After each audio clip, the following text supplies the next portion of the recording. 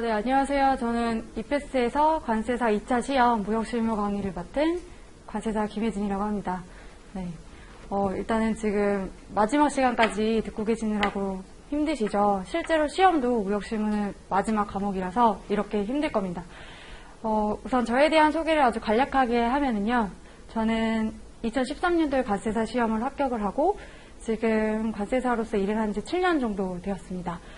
일을 하고 있는데 제가 드리고 싶은 말씀은 우선 저는 관세사로서 일을 하면서 지금까지 한 번도 후회해본 적은 없는 것 같습니다. 제 직업에 만족을 하고 있고 여러분들도 아마 나중에 관세사가 되셔서 어떤 전문가로서의 어떤 책임감과 열정을 가지고 임하시면은 이 직업에 만족하시는 삶을 사실 수 있으실 거라고 희망적인 말을 전달을 해드리고 싶고요. 일단은 간략하게 과목에 대한 소개를 먼저 한번 해보겠습니다.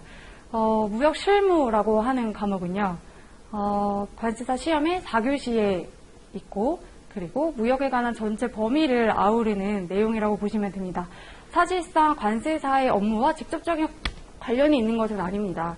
근데 우리의 고객인 수출상과 수입자가 업무와 직접적인 관련이 되었기 때문에 결국에는 관세사 업무의 밑바탕이 되는 개념이라고 보시면 되고, 그렇기에 관세사 시험 과목에 자리를 잡고 있는 것입니다.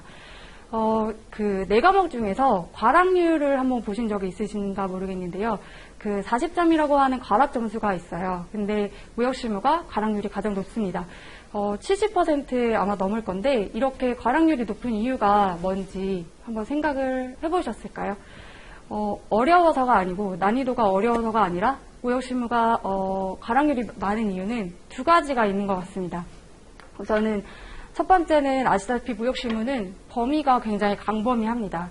그리고 그 범주에는 대외무역법과 외국환 거래법을 포함하고 있어서 그런 넓은 범위인 것도 문제가 있지만 또 대외무역법과 외국환 거래법이 공부를 하게 되면은 이해하기도 조금 어렵고 암기를 하려고 해도 쉽지는 않습니다. 그래서 아무래도 넓은 무역실무 공부를 준비를 하다 보면은 좀 뒷전으로 미루게 되는 경향이 있다 보니까 그 부분에서 시험장에서 아무래도 답안을 쓸 내용이 많이 없어서 과락률이 높지 않은가. 그래서 우리는 공부를 하면서 계속해서 대외와 외국환 거래법에 대해서 공부를 할당해서 해 나가야 할 필요가 있을 것 같습니다. 이제 출제 경향을 바탕으로 제가 학습 방법을 좀 안내를 해드리려고 하는데요. 출제 경향에 대해서 먼저 말씀을 드리면 기출문제랑 채점평을 좀 참고를 해보시면 좋을 것 같아요. 그래서 기출문제를 한번 관련해서 설명을 드리려고 하는데 무역실무 같은 경우에는 크게 지금 강의 시간은 아니지만 그래도 개괄적으로만 말씀을 드리면 무역실무는 크게 세 가지 단계로 구분을 할 수가 있어요. 우선은 무역계약의 성립, 그리고 이행, 종료. 무역계약은 크게 이렇게 세 가지 단계로 나눠지고 실제 저희가 공부하는 교재도 이렇게 세 가지 단계로 목차 구성이 되어 있을 거예요. 그래서 성립이라고 하는 거에서는 이제 계약 관련한 내용, 그래서 계약의 본질과 관련해서 CISG나 인커텀즈 이런 용어들이 나올 거고요. 이행이라고 하는 거는 실제로 결제나 운송, 보험 관련된 이슈들이 있습니다. 그리고 종료에 가서는 클레임이나 중재 이런 이슈들이 나오게 되는데요. 과거 관세사 시험의 기출 유형을 좀 보게 되면은 이 앞단에서 기출 유형이 많이 나오고 있어요. 그래서 여기서 거의 비중으로 치면은 50대 50 비중이었다면은 최근에 들어서는 이쪽 종료 파트에서도 10점에서 20점 정도의 문제들이 나오고 있어요. 그래서 요즘의 비중을 따진다면은 50, 여기는 30, 한 이 정도 20, 이 정도의 비중을 가지고 간다라고 보시면 됩니다. 그래서 이제 무역실무 과목에서는 고루고루 과목을 공부를 해야 된다, 이렇게 보시면 될 것 같습니다. 그리고 또 기출문제의 특징이 어떤 게 있냐면 과거에는 이제 한 거래 단계에서 특정 이슈에 대해서 문제를 물어봤었는데 요즘 기출문제 같은 경우에는요, 연계된 답안을 유도하는 질문들이 많이 나오고 있어요. 그렇기 때문에 연계된 학습이 필요하게 됩니다. 예를 들어서 연계된 학습이라고 한다면 이행에서 보험이라고 하는 문제가 만약에 나오게 된다면 앞단에서 말씀드린 보험과 관련한 이슈를 언급하고 있는 인커텀즈나 CISG, UCP 600 등에서 보안 관련된 내용들을 모두 연계를 해서 공부를 해야 고득점을 하실 수가 있으시다는 거고요.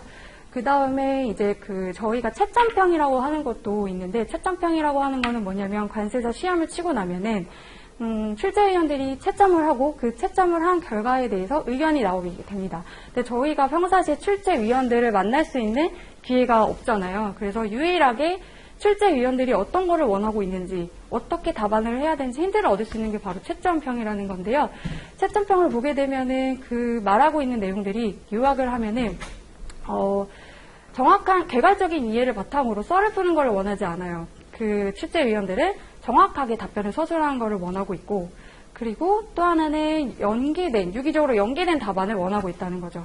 그래서 우리는 답안에 그런 출제위원들이 채점평에서 남겨놓은 메시지를 가지고 최대한 답안에 반영하려는 노력을 해야지만 고득점을 하실 수가 있으십니다. 그래서 이런 출제 경향을 바탕으로 제가 학습 방법을 3가지 정도로 소개를 드리려고 하는데요.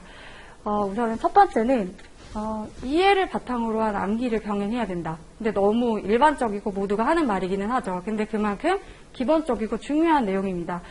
일단은 암기를 하기 전에 이해가 선행이 돼야 된다는 것이고, 이해만으로는 점수를 획득할 수가 없기 때문에 우리는 규칙이나 협약에서 정하고 있는 구체적인 내용들을 서술을 하기 위해서는 암기도 필요하다. 이렇게 봐주시면 될 것 같고요. 그 다음에 이제 두 번째는 어떤 학습 방법이 있느냐.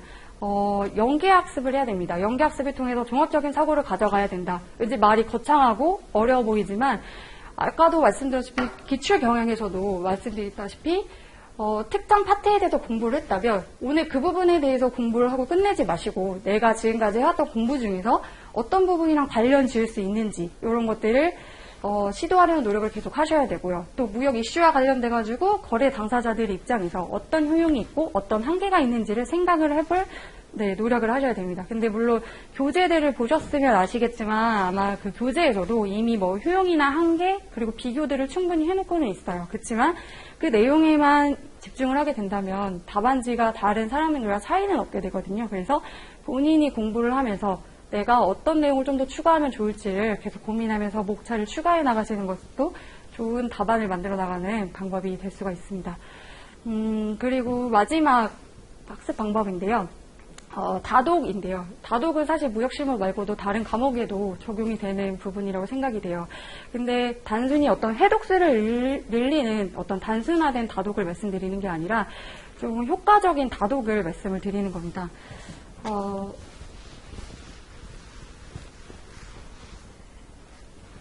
다독이라고 하면은 이제 회독수를 늘리기 위해서 계속 진도를 빼기 바쁘세요. 근데 예를 들어서 저희가 교재를 본인이 5파트로 나눠가지고 회독수를 나는 늘려보겠다 라고 했는데, 이렇게 만약에 1, 2, 3, 4, 5 자, 5일이 지나면 우리는 1회독을 하게 되죠. 근데 이 1회독이 끝나고 나서 첫 번째 파트로 와서 이 내용을 보게 되면은 내가 처음에 분명히 100% 집중을 해서 이해한 내용이 모두 기억이 나지 않는다는 겁니다. 이게 실제로 공부를 해보시면 느끼는데, 분명히 당시에는 첫째 날에는 내가 다 이해했던 내용들이 머릿속이 백지화가 돼서 이렇게 떠오르지가 않아요. 거의 조금 한 10% 정도 생각이 날 수가 있거든요. 그래서 다독을 하시되 제가 했던 방법은 두 번째 날 공부를 시작할 때, 그날의 공부를 시작할 때 내가 전날 했던 해독을 한 번 더 하는 겁니다. 근데 물론 꼼꼼하게 구석구석 보게 되면은 시간이 부족하기 때문에 해독할 수가 없겠죠. 그래서 되도록이면 목차나 어떤 중요 키워드 위주로 한번 눈에 익혀주는 겁니다. 그리고 셋째 날 공부를 할 때는 첫째 날, 둘째 날, 셋째 날 했던 공부들을 좀 더 빠르게 해서 해주게 되면, 이런 식으로 5일차가 됐을 때는 우리는 1회독이 아니라 이 첫 번째 챕터 입장에서 봤을 때는 5회독을 할 수가 있다는 거거든요. 그래서 이런 것들은 해보시게 되면은 나중에는 이제 책장이 머릿속에서 이렇게 넘어가면서 어떻게 보면 내 손보다 내 머리가 먼저 페이지가 넘어갈 수 있는 그런 상태가 오게 될 수 있을 거예요. 네. 그래서 이렇게 학습 방법을 제가 간략하게 3가지만 말씀을 드렸는데요. 사실 좀 더 드리고 싶은 말이 더 많은데 일단 시간 관계상 조금 한 3가지로만 요약을 해본 거예요. 그래서 이외에 다른 제가 공부하면서 조언을 해주고 싶었던 내용들은 강의 중간중간에 제가 조언을 해드리는 걸로 하고, 네, 그리고 질문 관련된 사항들은 나중에 질문을 받아서 답변을 드리도록 하겠습니다. 그래서 마지막으로 제가 드리고 싶은 말은 지금 공부를 어느 정도 조금 해보신 분도 계시고 이제 시작하시는 분들도 계실 거예요. 어쨌든 시작하는 이 단계에서는 모두가 이제 기대감이랑 어떤 불안감을 다 가지고 계실 텐데 저희가 그 강의 준비를 열심히 해서 그 불안감을 자신감으로 바꿔드릴 수 있도록 열정적인 강의 준비하도록 하겠습니다. 네, 감사합니다. 네.